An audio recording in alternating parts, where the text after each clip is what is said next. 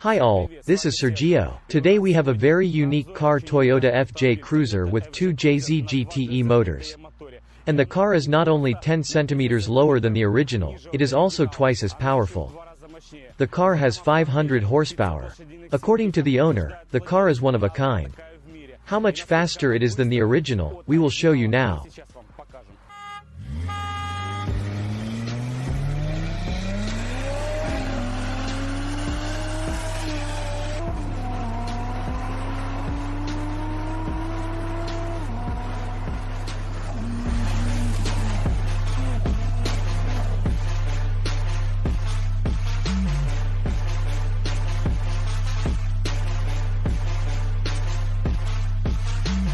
What do you guys think of this comparison? We compared the standard FJ Cruiser with FJ Cruiser, which we have on review.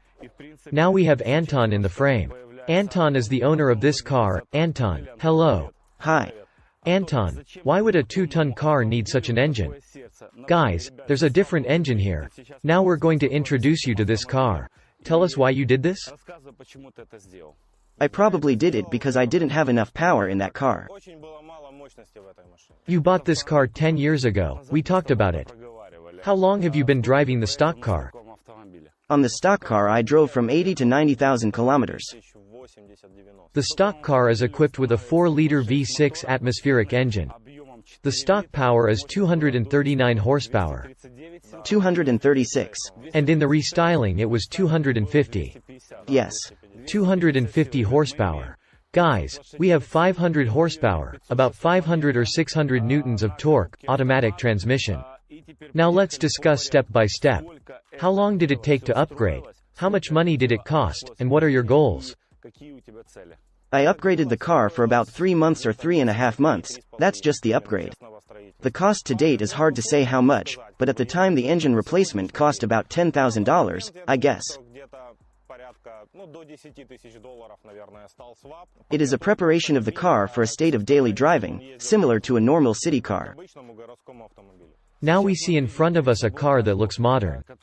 The car has a very beautiful color which we will talk about separately. How much in total is this car worth? Not counting the original cost of the car, I think the budget is already over $30,000.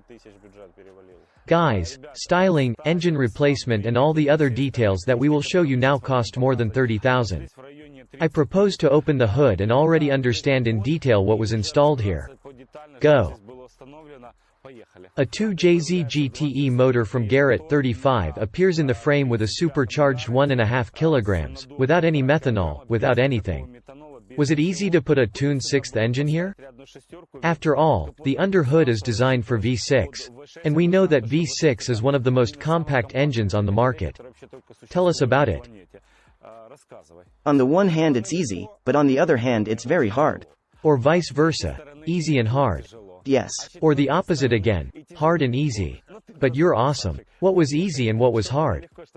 It was easy to put the motor in. It only has 3 attachment points. 2 attachment points on the side and a final attachment point on the back of the box at the end.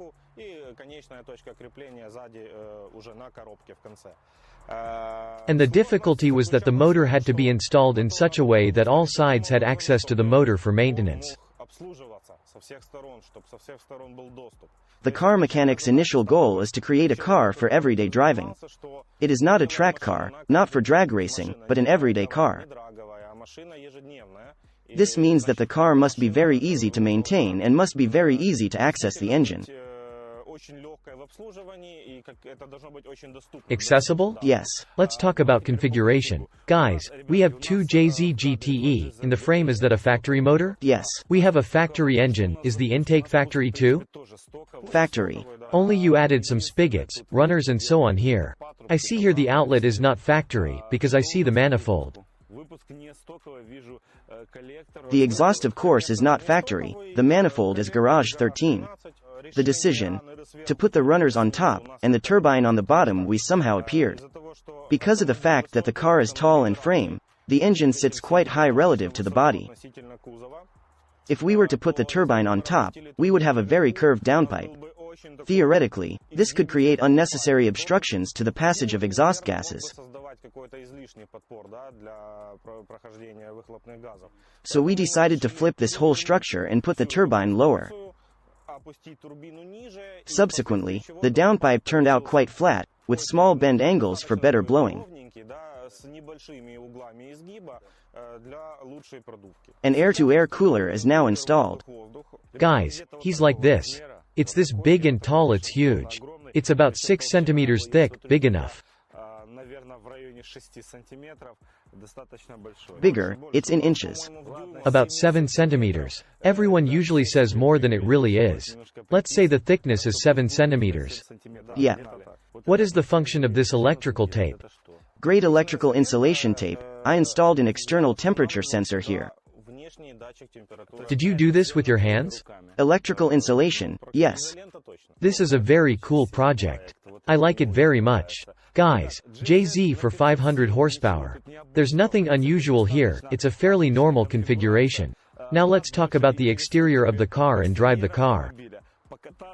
The car rides pretty good. It's a very scary car because the car. First of all, it's very sailing. Secondly, it's very tall. And thirdly, it's still hard to drive.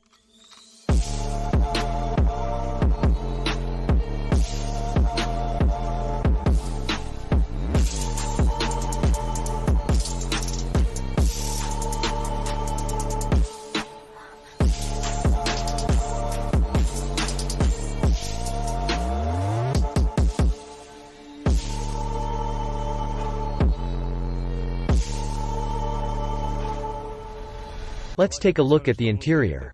There's an arc installed here. I don't think it's factory installed.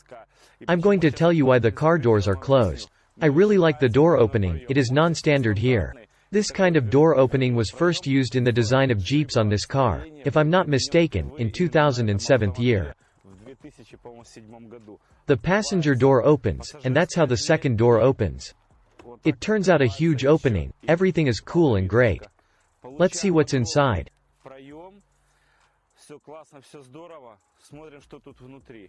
Guys, there are 2 sports seats inside here. One Spark, the other Bimarco. I opened the driver's door to show the features. There's practically nothing special here, just a supercharger sensor, all factory. Automatic transmission with rocker arm. There is no transfer case, because it is rear-wheel drive. There are 2 sports seats. Come to the rear.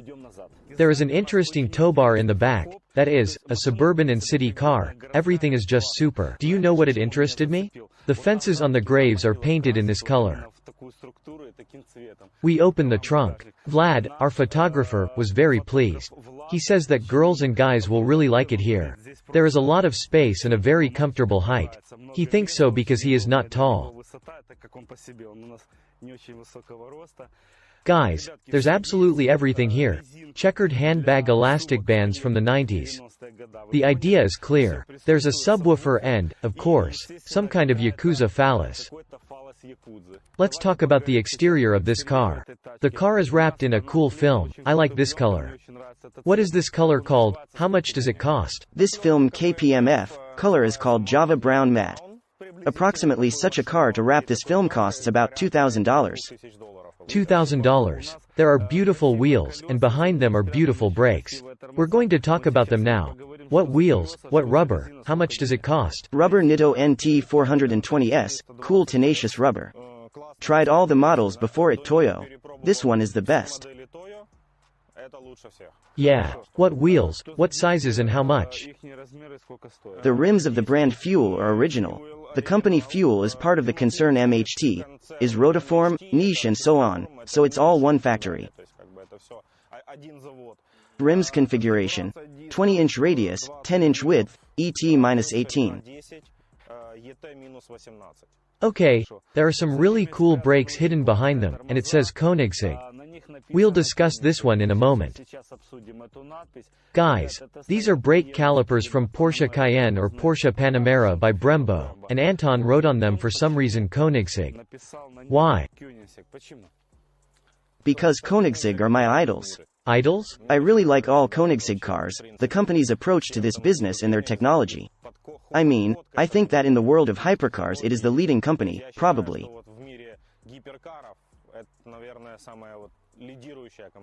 Guys, let me step back for a minute and a half and brag a little bit about my knowledge of cars. There are sports cars, there are supercars, and then there are hypercars. Koenigsegg is a Swedish company that has been producing hypercars for the last 20 years. It's very young, it's only 20 years old. This company only makes hypercars. Even the optics on their cars are made by hand, they make everything to order, everything is homemade. They were the first to come up with an engine without any belt drive, without anything at all. The valves are closed by electric motors. This is a thing that could be in the entire automotive industry in 10 years, if electric cars do not dominate the world. I have a lot of respect for this person. I can't pronounce the owner's name correctly. You say. Christian von Koenigsegg. Christian von Koenigsegg is a man a little over 45 years old. They had a factory that burned down, and he built it up again after the fire. He's very cool. As always, the Swedes are the best. We're moving on. We've already seen the interior and exterior of this car, and now we're going to drive it and I'll share my emotions with you. Guys, we are at FJ Cruiser, and now we are going to accelerate and see how this car drives.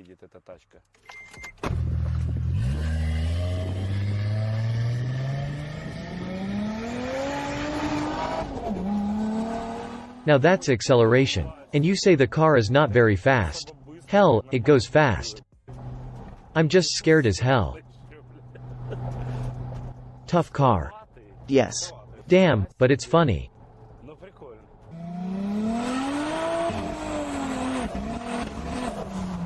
The motor is overblown.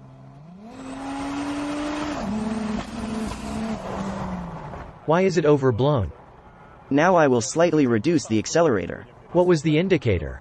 It should have been about 1.5 tenths. Now it's about 1.7 tenths. Driving with the windows open is great. It's just super, it's great. Yeah, cool. I like this car, it's charismatic. Feels like it's not Land Cruiser? In Land Cruiser the poor quality of such a road doesn't make itself felt. Well, yes. And here you can feel the bumps. The car turns and brakes well. Yes, much better. I did the lowering for a reason, not just for beauty. I pursued the goal that the front part of the car during acceleration did not rise, and when braking it did not press heavily to the ground.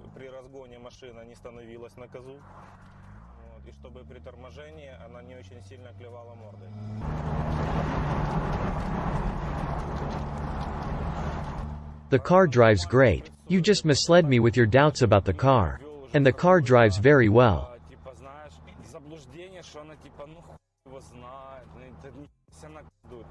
It's a heavy car with very poor aerodynamics. Maybe that's not enough for me anymore. Yes.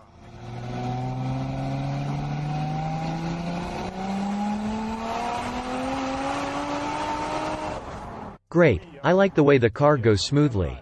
You can accelerate it with confidence. Only there are no roads. We chose this angle on purpose. First of all, the car looks better from this angle. It's a very cool location. The car is lower from the factory one by about 10 centimeters. And even more. Tell me about it. This is so because the car had poor aerodynamics, very wobbly. During hard braking, it gave way very much forward, to the extent that it literally blocked the rear brakes, because the rear end was very unloaded. Yes. And to avoid this, I came to the conclusion that the car should be made lower and stiffer, in order to eliminate the roll and to make the car at least manageable. That was a problem, because even at low speed, 500 horsepower is scary really. What kind of suspension was it and how much did it cost? The suspension cost somewhere around $1,500. Inexpensive. Inexpensive as it is for such a solution, the suspension is here without tuning. The tuning for this car is for everything above the suspension. There's nothing at the bottom. There's a little solution the Japanese came up with, but it didn't solve the problem. The springs off-road were purchased and shortened to the appropriate height. Shock absorbers Bilstein B8 were also purchased and were also shortened.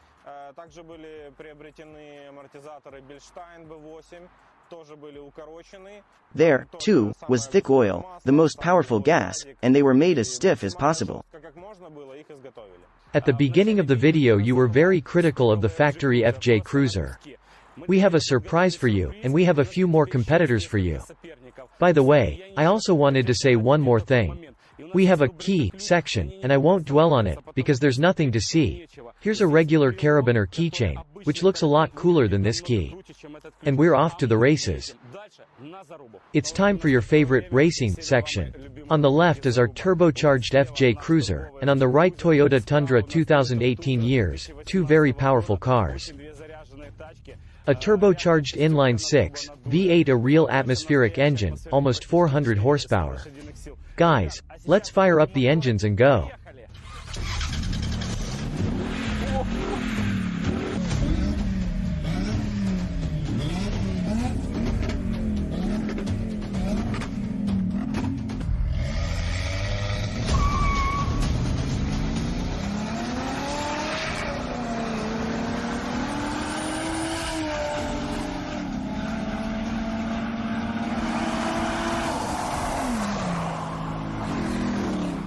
One more time? Are you sure? Guys, our friend, almost my brother, tells us that his car stalled. Well, let's see what happens the second time.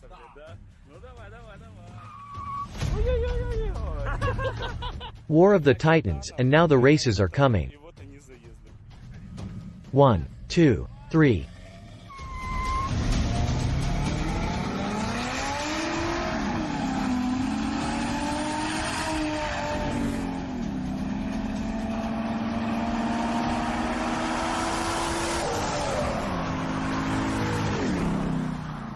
It was the second battle, it was the second attempt, it was like the second goal in football. Sorry, Andre. We had a race between two competitors. Toyota Tundra 18th year, with an engine of 5-hole and 7/10 liters, 388 horsepower. There was a race with our hero FJ Cruiser with an engine 2JZ-GTE 500 horsepower. Up to 80 km/h Tundra is struggling, but after 80 the gap is simply colossal. Our hero beat absolutely everyone today. By the way, both cars started on rear-wheel drive. And we had Serdjio and Dima with us on this one. Did you think this is the end? But no. A very exclusive rare ultimate car came to us, the owner of which has a fleet of more than 1,000 horsepower. She came to Lotus Everett today to challenge our cool and unbeatable FJ Cruiser. And now we're starting the race.